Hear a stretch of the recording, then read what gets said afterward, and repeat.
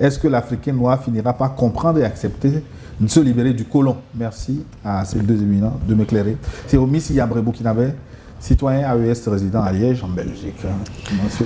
Oui, moi je suis optimiste à 1000%. Je pense que l'Africain finira par se réveiller. Et je pense que les autres ont également peur du réveil africain. Parce qu'en fait, les autres savent de quoi nous sommes capables. Mais c'est peut-être l'Africain lui-même qui ne sait pas de quoi il est capable. Sinon, les autres savent de quoi l'Africain est capable. Parce que nous sommes quand même 3 fois mère.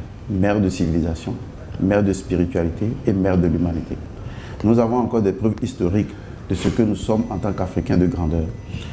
Je pense, en ce qui me concerne, je crois, j'ai la certitude que nous sommes à une ère où l'Africain va inévitablement se réveiller. Et c'est le réveil qui a commencé. Ça commence toujours par des leaders, par des personnes qui se sont sacrifiées, dont les réincarnations, pour ceux qui y croient, reviennent pour relancer l'énergie de l'envol, de l'éveil africain. J'ai la certitude que la nature n'est pas injuste et que la nature elle-même sait équilibrer les forces quand il le faut et que le temps est venu où certaines forces doivent être inévitablement équilibrées. Je suis convaincu que l'Africain va se réveiller. Oui. Bonjour Gilles, Guten Tag Baobab, bonjour Mantio Godson. Je crois qu'Ibrahim Traoré est très courageux, il prend des grands risques pour faire des révélations, pour éveiller l'homme noir. Et beaucoup de services secrets mettront sa tête à prix. Ce qui m'a choqué, ce sont les substances dans les nourritures pour contrôler nos cerveaux, notre mode de vie. Je crois qu'Ibrahim Traoré lui-même est dépassé parce qu'il a dit juste après, on est foutu. Ce qui m'amène à comprendre que les comportements, beaucoup de dirigeants africains qui ont sûrement consommé des doses spéciales ne seront Sérieux. Là, il rejouait. ne seront même pas capables de réagir à ces révélations. C'est pas Ils ont gentil, reçu ça. de très bonnes doses. C'est pas gentil. Ils se laissent gouverner par Non, c'est sérieux. C'est Minou Goussoubaïla qui nous écrit de Vienne à notre jeu. Oui, tu sais, avant d'entrer ici à l'émission, j'ai lu sur TikTok. Donc, je ne vais pas citer les noms parce que TikTok, c'est pas sûr que c'est vrai à 100%. Donc, un pays voisin, un pays frère et ami de la sous-région ou un journal régional révèle qu'une société d'eau, Cornaquet, appartenant naturellement à la France, comme il se doit, la société mère a donné des produits pour mettre dans l'eau du pays. Comme vous dites, c'est difficile de revenir sur ces informations parce qu'on n'a pas... Non, c'est pourquoi je ne cite pas les pays. Donc on a donné pour mettre dans l'eau. Mais si on en parle aujourd'hui, si ce journal en parle, je suis sûr qu'il a écouté ce que le capitaine Traoré a dit. C'est ça qui lui a donné le courage d'en parler. Mais tu es sûr que chez toi ici, on n'a rien mis?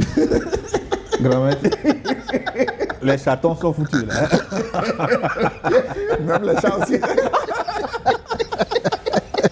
Tu es sûr qu'on n'a rien mis dans tous les autres pays alignés là. Et quand tu vois notre comportement, tout ça que nous on a déjà vu. On a déjà vu ça. C'est gentil, ça. Bonjour cher Gilles, je salue avec déférence le patriarche Sogoyou et le maître Charles Godson. L'émission d'aujourd'hui est une autre mine de sagesse, d'intelligence et d'éveil des consciences. Je respecte la luminosité de vos idées et j'invite tout camarade humain africain à suivre la vérité africaine quittant les systèmes de pensée de l'Occident. Un occidental n'a jamais aimé l'Afrique et ne dispose même pas de configuration neurologique à l'aimer. C'est ça. Chers frères et sœurs de l'Afrique, aimons-nous, aimons l'Afrique et protégeons nos leaders qui incarnent notre combat de souveraineté. Bravo et vie éternelle au président Ibrahim Traoré, courage indéfectible à l'AES. Vive New World TV, vive l'Afrique. Léopold Kotor de Cotonou au Bénin. Merci de votre participation. Oui, le pape Cyril est là avec vous aujourd'hui. Bonjour Gilles, bonjour cher Godson, bonjour Excellence. C'est le pape Cyril de Paris.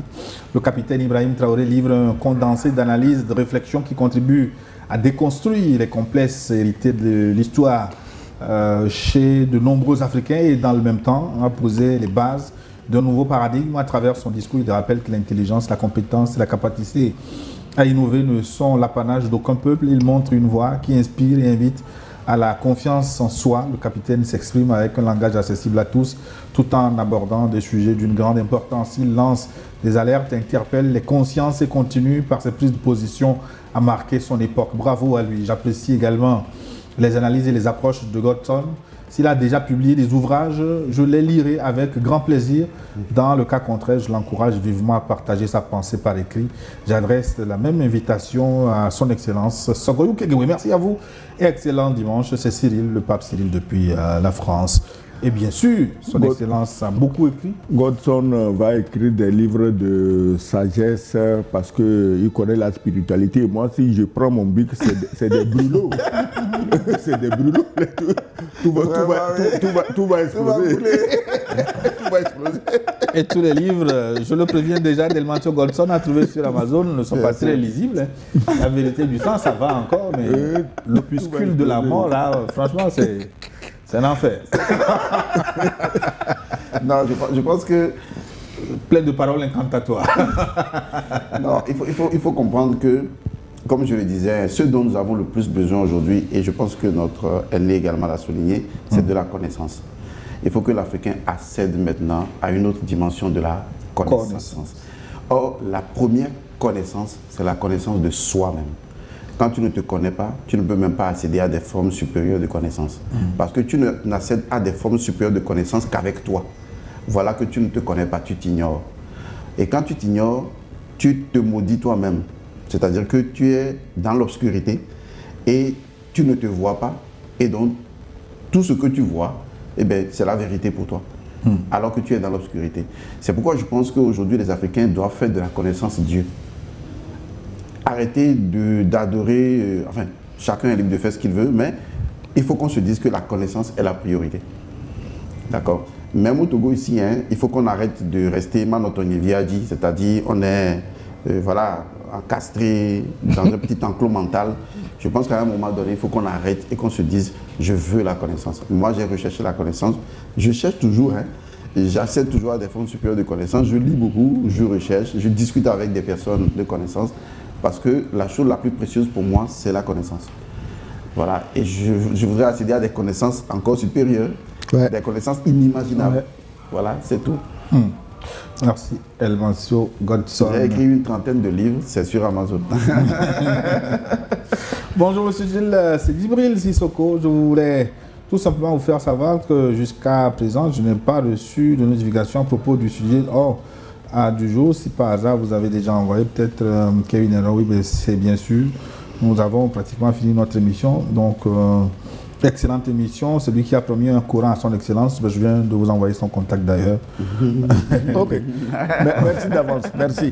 Non, à lui plutôt. Donc, bonjour le plateau, bonjour aux invités, à toi Gilles. Je dis un grand merci au capitaine Ibrahim Traoré pour cette prise de parole monumentale. Je cesserai d'alerter mon entourage sur les effets négatifs des produits manufacturés venant d'ailleurs. J'aimerais mettre l'accent sur un point qui me paraît très intéressant concernant la fertilité en Afrique. C'est un problème qui se répand désormais sur l'ensemble du continent. Les jeunes hommes sont pour la plupart impuissants et les jeunes femmes sont en majorité infertiles ou font la césarienne dès leur premier enfant, ce qui les empêche d'en avoir d'autres parfois. Si les Africains ne reviennent pas à leur culture, si nous ne consommons pas ce que nous produisons, nous-mêmes, si on ne se débarrasse pas de ce qui vient de l'extérieur en termes de produits médicaux et alimentaires, dans 10, 20, 30 ans, notre population sera en voie de disparition. Que Dieu veille sur l'Afrique et protège les Africains des forces obscurantistes unis et solidaires. Nous vaincrons. C'est Kouli Traoré depuis Bamako. Cette affaire de performance diminutive, ça... Eh bien, heureusement, il y a la pharmacopée africaine qui fabrique des produits qui renforcent et les hommes et les femmes qui veulent faire des enfants. Sinon, nous sommes finis. Parce que, écoutez, les enfants que nous faisons en Afrique constituent un cauchemar pour ces pays-là. Je suis d'accord. Parce que dans ces pays, aujourd'hui, la mode, c'est de marier les hommes aux hommes, les femmes aux femmes. Donc, ils veulent imposer ça chez nous en vue de réduire la natalité. Mais comme l'Africain est têtu, il ne veut pas importer mariage homme-homme et femme-femme. Bon, on va chercher d'autres moyens pour réduire et la libido et la fertilité chez les femmes. Parce que L'histoire de la libido, là, c'est pas une blague. Hein. Et il faut en parler surtout. Ah oui, les jeunes, je ne parle pas de moi. Bon, moi, c'est normal. Les vieux ont besoin de libido. Un fusil mort est un fusil mort. Donc, on peut t'en servir comme bâton. Mais les jeunes, quand un jeune qui a moins de 30 ans ou 25 ans va acheter Viagra, mais mon ami, Godson, je crois qu'il doit passer consulter chez toi. Nous allons conclure cette émission. En 1 minute, tellement ce Godson. Que retenir? Alors, je pense que nous sommes ici, nous avons beaucoup rigolé, échangé, mais nous avons abordé également un sujet très sérieux, vraiment sérieux. Nous ne cesserons jamais d'aborder ce type de sujet. Pour moi, tout tourne autour de l'identité fondamentale africaine. Tout tourne autour de la valeur de ce que l'Africain est. Et que l'Africain soit en mesure de se savoir et de se connaître. C'est l'élément primordial. S'il ne le fait pas, il ne pourra pas se réveiller. Se réveiller nécessite de se penser. Parce que quand tu te penses, tu te réveilles. Ouais, tu te penses. Quand tu te penses, tu te réveilles. C'est vraiment, et même dans nos langues africaines, ça se dit. Ça dit, le fait de se penser, c'est le fait de se réveiller. Et je pense qu'aujourd'hui, il faut introduire, ne serait-ce que la façon de se penser dans le système éducatif pour amener les enfants à commencer à se penser. Au lieu de se promener sur les réseaux sociaux à 8 ans, 7 ans, 10 ans, à faire des vidéos, à ne pas savoir ce que l'on fait. Je pense qu'il faut introduire maintenant la nécessité de la quête de la connaissance dans toutes nos administrations. Et je pense également que nous devons soutenir ce que le président Traoré a fait. Il a fait quelque chose d'autre que j'aimerais souligner ici. Il a montré que les chefs d'État peuvent enseigner. Et ça, c'est quelque chose d'unique. Les chefs d'État ou le chef de l'État est le premier enseigneur de son pays. C'est-à-dire que le chef d'État, aujourd'hui, il peut prendre la parole, s'asseoir, ne serait-ce qu'une fois tous les 3 mois, et enseigner son peuple. Et ça, je pense que le chef de l'État, le chef du Conseil, doit y penser. Parce que quand je parle, je reviens aussi à mon pays. Ça, il faut le dire. Et je pense que tous les chefs d'État doivent commencer, les chefs d'État souverainistes, et voilà, qui veulent se libérer. Pas ceux qui crient « Ah, on veut me libérer, venez me réenchaîner ». Non, je parle de ceux qui sont prêts à se libérer. Ils doivent prendre le temps d'enseigner leur peuple. Et ça, c'est vraiment important. Merci. Et une fois encore, merci à lui. Et je vous garantis qu'au niveau spirituel, nous faisons tout ce qui est en notre pouvoir pour que les 3 chefs d'État de l'AIAS soient préservés des forces obscurantistes et que la lumière triomphe toujours l'obscurité. Que les bénédictions soient. Grand maître Charles. Non, moi je crois que, je l'ai dit ici, ce qu'il a fait est extraordinaire, c'est un enseignement extraordinaire. Je l'ai écouté, il faudrait que tout le monde l'écoute, hein, surtout les jeunes, il faut qu'ils écoutent ça.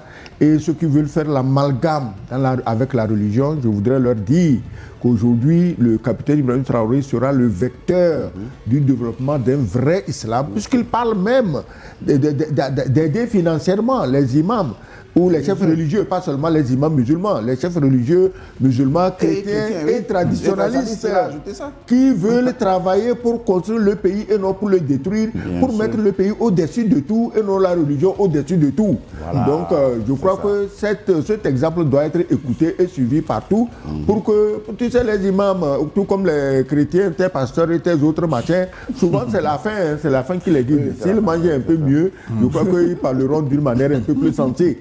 Donc merci au capitaine Ibrahim Traoré, il rend service à tout le monde et comme je l'ai dit, dans le cadre de l'Institut des peuples noirs, il y a beaucoup à faire pour effectivement réveiller les Noirs. Merci. Je vous remercie. Merci infiniment, excellent, ils sont encore très nombreux aux écrits. Arthur Ouedraogo, Biambo, oui, vive la VS, vive Traoré, Tiani, Goïta, vive nos peuples, la patrie ou la mort, nous vaincrons.